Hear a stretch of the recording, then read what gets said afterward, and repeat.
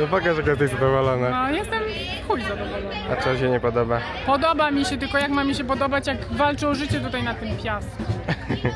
Nie jest tak źle. Jesteśmy w miasteczku El Rosio na zachodzie Andaluzji. Nie do końca znam jego historię, ale wygląda po prostu obłędnie. W ogóle wyobraźcie sobie, że nie ma dróg asfaltowych w tym mieście. Wszędzie jest piasek, a wszystkie budynki, domy, knajpy, restauracje są w takim stylu, nawet nie wiem jak go nazwać. Powiedzmy, jedyne co mi się kojarzy to jakiś Meksyk albo coś w tym stylu. Na pewno poczytam o tym więcej i zrobimy mały update informacji, no ale jest po prostu pięknie i klimat jest no nie do podrobienia, naprawdę. No, czuję się jak, nie wiem nawet gdzie tak naprawdę, na innym kontynencie być może. Nieźle.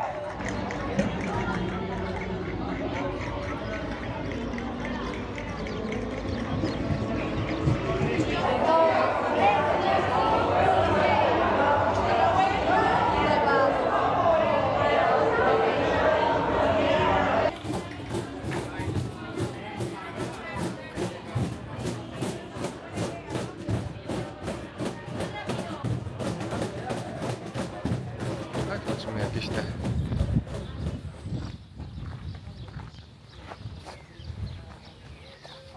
O, takie poncho. Też poncho. No to jakie ładne. Fajne. Na konie?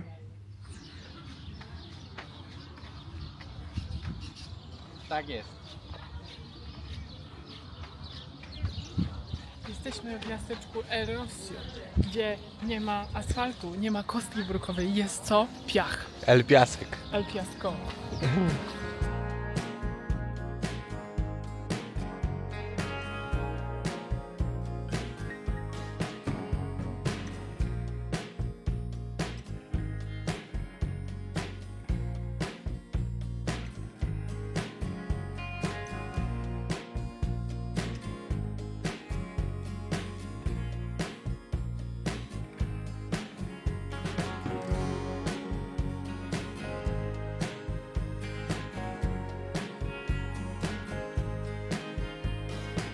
Dobry wieczór!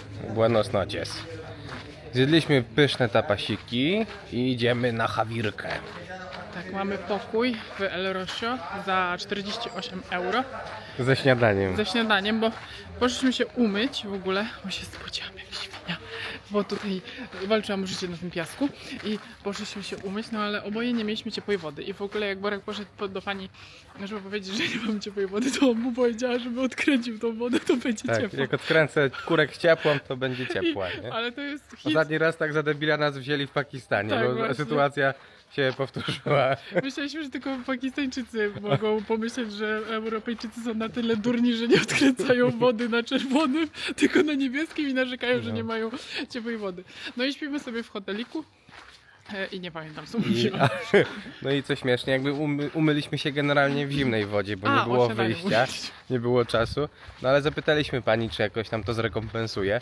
No i powiedziała, że dostaniemy śniadanko za darmo, a normalnie dla gości hotelowych jest 8 euro od osoby. Tak, dokładnie. Także 16 euro zaoszczędzone, ale jest ciepło, więc zapalenia płuc nie będzie od zimnej wody, także umyję głowę rano w zimnej wodzie. No, dokładnie. Idziemy do spanka. I w ogóle jest pusto w tym miasteczku. No naprawdę, jest taki kurde, trochę jest western, trochę pozamykane. Meksyk, trochę nie wiadomo O. co. Koteł. Ono jest koteł. Nie widać koteła. O, jest tam. I taki jest klimat, zobaczcie jakie pustki. No normalnie jak w tym miasteczku Fort Bravo. No, Tu już taki sam klimat, nie? no, to znaczy bardziej nowoczesne budynki, Tak, ale podobny. Podobne. Także Fajnie, fajnie. W sumie nie wiedziałem, że takie są jeszcze gdzieś miejsca w Europie, nie? Jakby... Pewnie jest dużo takich miejsc. no, Człowiek nie wie tego, nie? Nie zastanawia się. A tu jest naprawdę... A ja byłam przekonana, że to będzie mega turystyczne. A nie jest. No jest puściutko.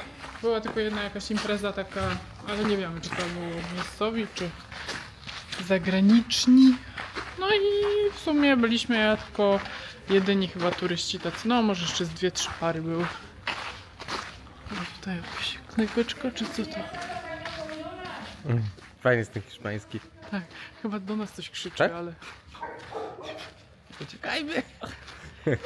No. Spadać, turyści! Także idziemy spać. Idziemy spać. Hola. Adios! Adios. Hasta luego. Hasta luego.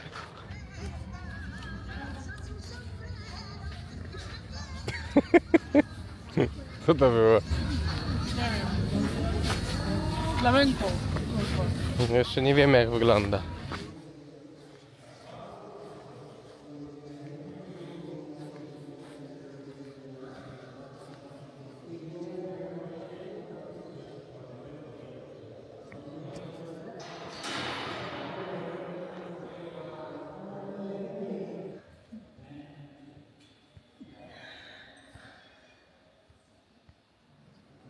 Zjedliśmy właśnie śniadanie. Zaoszczędziliśmy 16 euro, ponieważ mieliśmy zimną wodę. No i jak zapytaliśmy się pani, jak może nam to zrekompensować, no to powiedziała, że dobra, to macie śniadanie za darmo. I teraz idziemy na koń i jedziemy w stronę Portugalii. Jeszcze coś tutaj ponagrywamy i jedziemy dalej. Jest już bardzo cieplutko. To znaczy jest tak przyjemnie, bo jest troszeczkę chłodny wiatr, ale jest już taka lampa. Także oby nie było jakoś strasznie gorąco, ale tak jakby było, to byłoby super. No i pokażę wam, o tak cały czas wygląda droga. Kopny piach. Także ja tu jeżdżę zestresowana, mimo że jeżdżę po piachu, umiem, ale zawsze się stresuję. Adios. Adios, hasta luego. Wypijesz. Sama złupiesz. No weź wypij. Twoje śmierdzące gacie to pierze, że mnie nie wypierze, patrz, no weź. Ci brałem kiedyś gacie. Na pewno, kto to widział. Było. Ale ty mi nie prałaś od tamtej pary, więc No i nie czekam będę. czekam na twoją kolej. Ale moje 3 sznurki, a twoje kurde, Sznurki. to jest Miała 3 różnica. sznurki w Iranie. No.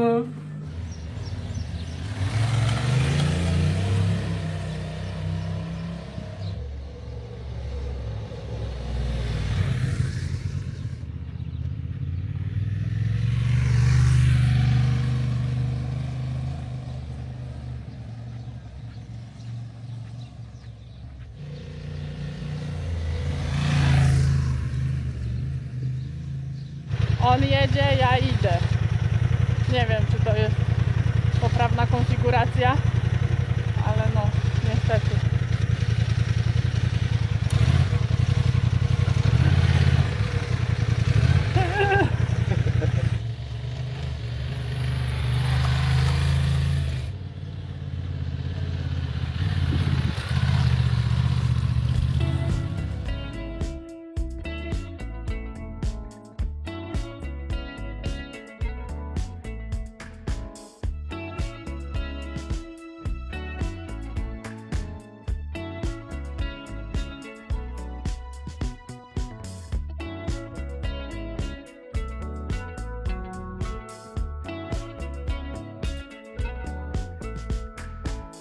Nie caballeros.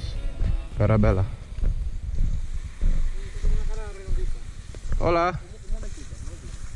Señor, hello. Soy polaco. ¿Calarebas foto?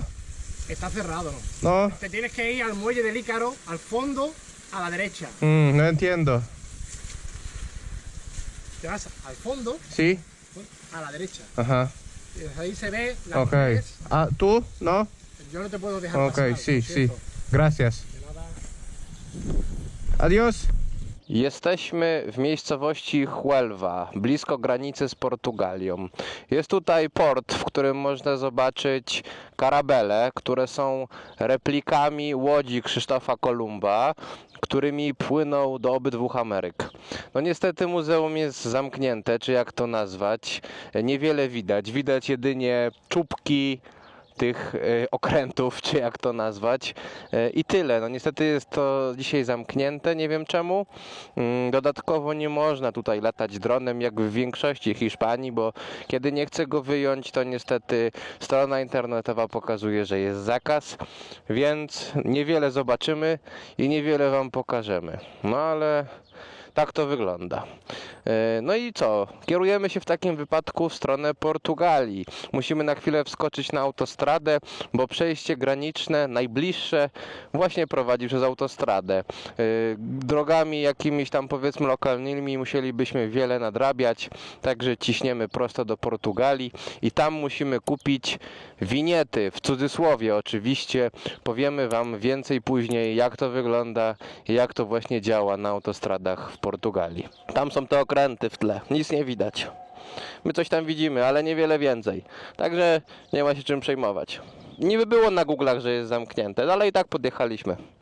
Ciśniemy dalej. Adios.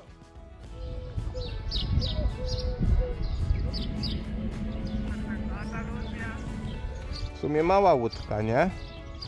Ale ciekawe skąd miał pieniążki na to. I czytamy w internecie, że jednak nie był pierwszy, który podbił Amerykę. Zrobił to jakiś wiking w XI wieku. Bardzo niewiele widać przez kraty.